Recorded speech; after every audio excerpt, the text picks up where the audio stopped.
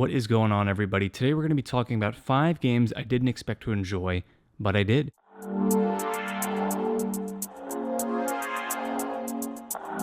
Now, the inspiration behind this video was actually I was replaying one of the games that's featured on this list of 5 games today. But I was replaying the game, doing my third playthrough, and, cleaning up some trophies, doing the DLC for the game that just came out. And I said to myself, at first I really thought this game was going to be bad, but it was way better than I thought.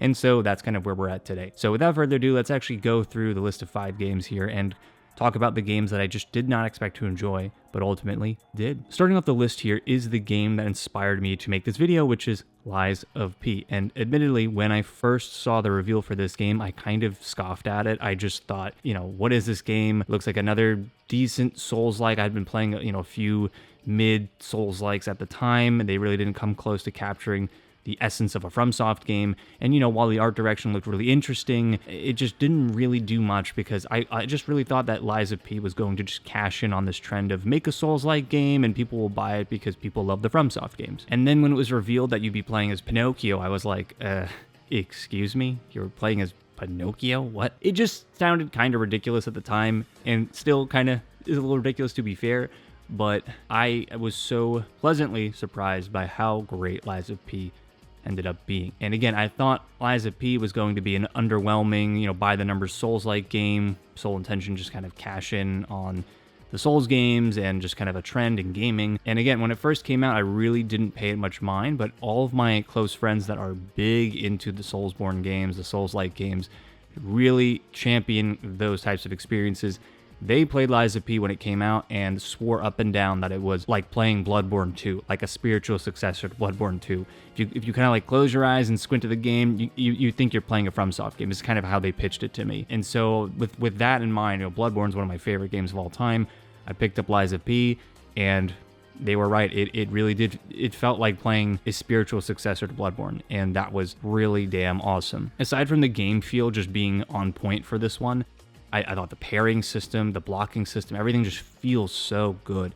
Like, it just feels well made and polished. But I also really loved the story and sort of how they took the writings of Carlo Collodi and spun it on its head, but also paying homage to the source material, to Jiminy, to Pinocchio, to Geppetto, kind of introducing unique ways to tell a very interesting story that I was not expecting to enjoy as much as I did, but they found so many creative ways to inject the original writings of Carlo Collodi and brought it into a game, into a formula, that the FromSoft games are sort of positioned in. And it was great. It was just a great time. And like I said, I've just finished my third playthrough. I'm working through the DLC right now. The game's great, and I was so surprised by how good this game ended up being.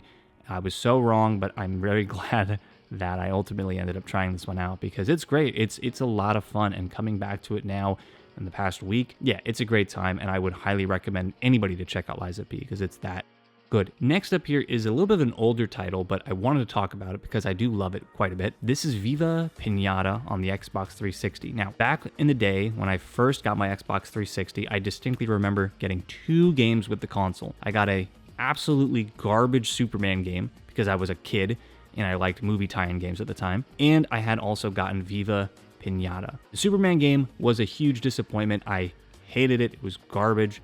And so with that game sort of just not even on my radar anymore, I turned to Viva Piñata kind of expecting the worst. And what I got was one of the biggest, genuinely, biggest surprises of all time for me. I never watched the TV show. I saw the box art online one day and thought, oh, that would be cool to kind of get with the Xbox. But, I was kind of expecting not what I got, essentially. I never expected to enjoy a Viva Piñata game as much as I have, and I still think it's awesome. And for me, it remains as one of the best Xbox games of all time. I'm not even kidding you guys. That's the thing, though. I never expected much out of this game. Sure, though, the box art kind of drew me in initially. It looked pretty interesting, but ultimately, Viva Piñata was a blind buy for me. I was a kid. I thought the box art looked cool. But Viva Piñata ended up being unlike any other game that I had played at the time. And again, being a literal child when I got this game, my overall game variety was limited to things like Pokemon, movie tie-in games, 3D character platformers, and some JRPGs. So to play this wholly unique experience where you're maintaining your own farm that consists of different species of piñata and you're trying to get them to coexist with one another, it's pretty awesome, actually. and attempting to build up your farm to entice new species of piñata was a very satisfying game loop that I just sunk dozens of hours into constantly. And the game, while simple at its core, was never boring. I think the best part about this game is its simplicity, is that's the strongest aspect of the game. It's simple, it gives you enough tools to be creative and to build your own stuff that you want, but it doesn't result in any sort of loss in enjoyment when playing the game. Now, I will mention there was a sequel that was released a few years later for Viva Piñata. I never really got into the sequel. It never really grabbed me the same way that the first game did, but I do highly recommend checking out that first game because it really is one of those games I never expected to love as much as I did. You will not be disappointed, I promise. It is so good. Next up here is a somewhat recent game. This is Marvel's Guardians of the Galaxy. Now, this was a free game on PlayStation Plus Extra, and man, oh man, I really enjoyed this game. At the time when the game was originally announced, I rolled my eyes. Admittedly, I just rolled my eyes. I said, oh great, it's another Marvel game. As if Marvel hasn't grossly oversaturated the movie and TV space with its constant new shows and movies. Now we have a new Guardians of the Galaxy video game. And look, I'm a huge fan of the first Guardians movie. I really do love that first movie from James Gunn. Second one, not so much. But still, the first one, it remains as one of my top Marvel movies of all time. But despite this, I couldn't care less about a new Guardians of the Galaxy game. The Avengers game was a huge letdown. I figured the Guardians game was going to be another, phoned-in cash grab. And every developer update that I saw for the Guardians game didn't really do much to get me excited. And there were far more games I was interested in checking out at the time. But this game is on this list for a reason, so clearly I had a good time with it, right? And all I can say is, man, I was dead wrong about this game. Granted, I think the marketing for this game could have been a lot better to sell me on it, but regardless, this game was such a blast to play. And the main reason I enjoyed this game was not because of its gunplay. While, there's some memorable fights with big bombastic set pieces, what ultimately won me over were the story and the characters in the game. The game has a surprising number of quieter, character-driven moments that I really didn't expect to enjoy as much as I did. And honestly, some of the character-specific moments in the game reminded me of playing a Mass Effect game where you converse with members of your team, hoping to get more on their backstory and become closer to them over time, enough to the point where you kind of witness a special dialogue conversation that greatly shapes and fleshes out your understanding of a given character. And I genuinely did not expect that to happen in a Guardians of the Galaxy game. Like, what? So yeah, I really enjoyed my time with this one, and I'm upset at myself for kind of passing judgment on this game without really doing any sort of... I didn't give it a chance, right? I just kind of quickly passed judgment on it, and that was it. But it ended up being an awesome time, and I enjoyed it, man. I really... I did not expect to get as much as I did out of a Marvel Guardians of the Galaxy game. And so I'll totally admit I was in the wrong, but you know what? I had a great time playing the game, and everybody should check it out. It's actually a pretty good time. Next up here is one of the biggest surprises for me, honestly. This is Murdered Soul Suspect. I remember watching the first reveal trailer for this game and thinking, oh yeah, this looks pretty interesting. This looks pretty cool. I like the style, I like the overall vibe of the game, the atmosphere, the color palette looks pretty interesting. I thought the game had an interesting setting, cool premise that kind of reminded me of Ghost Trick back on the Nintendo DS. Then I saw some gameplay footage drop, and I saw a bunch of game previews and read a bunch of previews online, and I quickly became disinterested in playing this game. I went from being incredibly excited to just disengage from any sort of new releases or reveals that the developers had put out. And the only reason I ended up picking up this game was because it went on such a steep discount that I basically said to myself, well, it's only $10. How bad could it be, right? At that point, I'm getting it for a steal. I can at least try it out, give the game a fair shake, and have some sort of opinion about the game instead of just reading a bunch of stuff online and assuming it's just as bad as people are saying it is. And man, I don't know if I just have bad taste, but honestly, I think this is a really good game, guys. I think that it is way better than the review scores that it was getting, which it was getting bombed on, like 59, like below 60 review scores, like just very, very low stuff. And I'm just saying, I genuinely did not expect to like this game as much as I did. The press reveals, gameplay footage, the early previews did not really sell me on this game. And I just picked it up thinking it's going to be bad, but how bad could it really be? And man, again, it was very good. I ended up liking the overall setting of the game. For reference, it's set in Salem, Massachusetts, and they really lean into the history of that town to kind of flesh out the story and kind of give it, a little bit of a spookiness to it that I really enjoyed. The setting also helped lend a hand in making the events of the story that much more mysterious, which was the big thing for me. But I was also surprised how much of the story itself I enjoyed. I mean, I liked a good chunk of the story. I thought that they took it in some interesting directions, and I had a good time with the actual story itself. And here's the thing: the game is not perfect. It is far, far from perfect. It is, definitely not perfect. I was genuinely interested in what was happening in the story, and I thought that there was this ever-evolving supernatural mystery at the core of the game that always kind of kept me interested. Now, the game has you solving the case of your own murder and sees you possessing characters of the game world to kind of influence the events and scenarios to ultimately help you solve your case. Now, the voice acting in this game was kind of all over the place at times, but it somehow it just made it even more charming, in my opinion. I thought the game was somehow more charming because of the voice acting, and it won me over too. That just also won me over. And again, while the critical consensus and the early gameplay previews turned me away from this game, I'm really, truly glad I ended up trying this one out, because I did not think this game would be as good as it ended up being. It's a game that I still think about from time to time. I remember thoroughly enjoying it despite its shortcomings.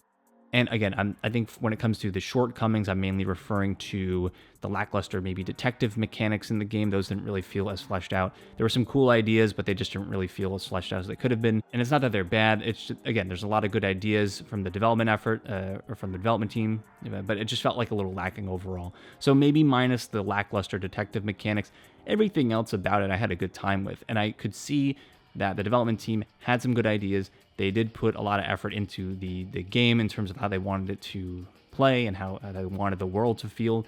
And that stuff is hard to achieve. It will surprise you. I genuinely think this game is an underrated gem. I think it's worth your time. And you can tell me if I'm wrong in the comments below, please do. But I really did not expect to enjoy Murdered Soul Suspect. Okay, so the last game here is Days Gone. And on the surface, Days Gone appeared to be this rather generic open world game with a gruff lead protagonist and zombies.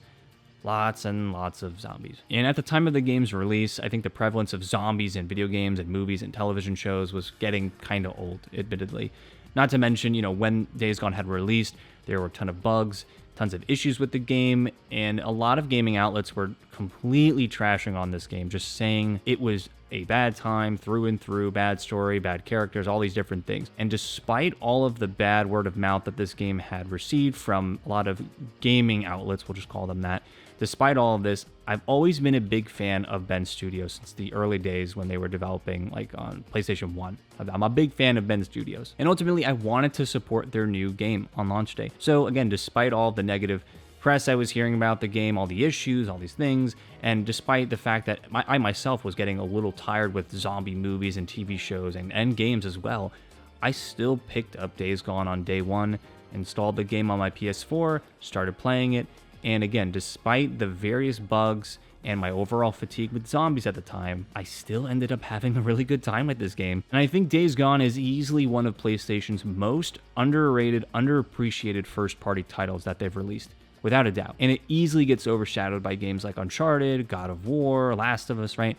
And here's the thing, Days Gone is not a perfect 10 out of 10 masterpiece, but it really is a fantastic game if you take the time to give it a chance and let its story develop. I ended up liking the open world because it's an open world space that really we're not accustomed to seeing in a lot of games. Sure, we've seen New York City, Miami, California represented in games like 1,000 times over, but Oregon, not so much, man. It's one that is genuinely beautiful to look at. It is densely populated with a bunch of foliage, scenic vistas, and just genuinely jaw-dropping moments. And the overall color palette of this game somehow makes it feel visually distinctive from a ton of other games that exist out there, specifically from open world games. So yeah, Days Gone was a game that I was fearful to try out based on, again, a lot of the early reviews, a lot of the early preview events, and again, my fatigue with zombies in media. But ultimately, I had a really good time with the game and ended up liking it. And I have also played through Days Gone Remastered. There is a remastered version of Days Gone that exists now on PS5 and PC, which is 100% the definitive way to play the game. And so I'll say this to everybody that still hasn't played Days Gone. If you have any interest in playing Days Gone, please consider checking out the remaster on PS5 and PC. I doubt we're going to get a sequel to this game. It's a shame because it really deserves one, I think at this point. But again, on its own, it's still a very solid experience, and it may surprise you by how good it is. So that is going to do it for today's video, guys, where we took a look at 5 games that I did not expect to enjoy, but I ultimately did. What about you? I'll leave it to all of you now out there watching this video. What are some games that you did not expect to enjoy, but they ended up winning you over in the long run? Like, what are just, some games that surprised you, right? For one reason or another, you ended up liking the game you didn't expect to. Let me know in the comments below. I'd love to kind of hear everybody else's games that kind of had this impact on them. Thank you guys so much for sticking around till the very end of the video. I will see you guys all on the next one.